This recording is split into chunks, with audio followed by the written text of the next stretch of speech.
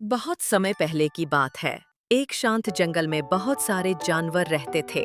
हिरण, खरगोश, भालू, बंदर, तोता और भी कई। उसी जंगल में दो खास दोस्त भी रहते थे। एक कछुआ जिसका नाम था भोला और एक लोमड़ी जिसका नाम था लोलो। भोला कछुआ बहुत ही शांत और धैर्यवान था, लेकिन थोड़ा धीमा चलता था। दूसरी ओर लोलो लोमड़ी चालाक, तेज और थोड़ी घमंडी भी थी। वह अक्सर भोला का मजाक उड़ाती रहती थी। भोला भाई, तुम्हें देखकर तो मुझे नींद आ जाती है। इतना धीरे चलते हो कि अगर कोई पेड़ की पत्तियां भी गिरें तो वो भी तुमसे पहले घर पहुंच जाएं। भोला मुस्कुराया और बोला, धीरे चलना बुरा नहीं है लोलो, कभी कभी धैर्य ही सबसे बड़ी ताकत होती है। लोलो ने हंसते हुए कहा, चलो फिर एक रेस हो जाए, देखते हैं कि तेज कौन है, तुम या मैं। भोला थोड़ी देर चुप रहा, फिर बोला, ठीक है, अगर यही तुम्हारी मर्जी है तो रेस हो जाए। जंगल के सारे जानवर इस अनोखी रेस को देखने जमा हो गए।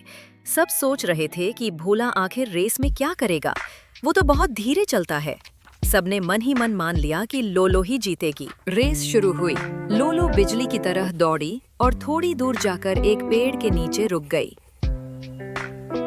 भोला तो अभी भी शुरुआत वाली जगह से कुछ ही कदम बढ़ा था। ललो हंसी, अरे ये तो बहुत समय लेगा, मैं क्यों न थोड़ी देर आराम कर लूं। जब ये पास आएगा तब मैं फिर दौड़ लूंगी। वह आराम से लेट गई और धीरे धीरे उसकी आंख लग गई। कछुए की चाल। भोला बिना रुके धीरे धीरे चलता रहा, हर कदम पर सोच समझकर आगे बढ़ता रहा। वो जानता था कि वो तेज नहीं दौड़ सकता, लेकिन अगर वो रुकेगा नहीं तो देर सबेर मंजिल जरूर पालेगा। सूरज धीरे धीरे ढलने लगा। जंगल में चिड़ियां चहचहाने लगीं। लोमड़ी की नींद और चौंकाने वाला अंत। जब लोलो की नींद खुली तो उसने चौंक कर देखा, सूरज काफी नीचे जा चुका था। वह उछलकर खड़ी हुई और बोली, ओह नहीं, वो कछुआ कहीं आगे तो नहीं निकल गया। वो तेज दौड़ी, लेकिन जैसे ही वो रेस के अंत तक पहुंची, वहाँ क्या देखती है। भोला मुस्कुराता हुआ पहले से वहाँ खड़ा था। सारे जानवर खुशी से चिल्ला उठे, जीत गया, भोला जीत गया। लोलो हैरान रह गई, उसे समझ नहीं आया कि ये कैसे हो गया। भोला मुस्कुराते हुए बोला, देखा लोलो, लगातार मेहनत और धैर्य से किसी भी मंजिल को पाया जा सकता है, चाहे कोई कितना भी धीरे चले।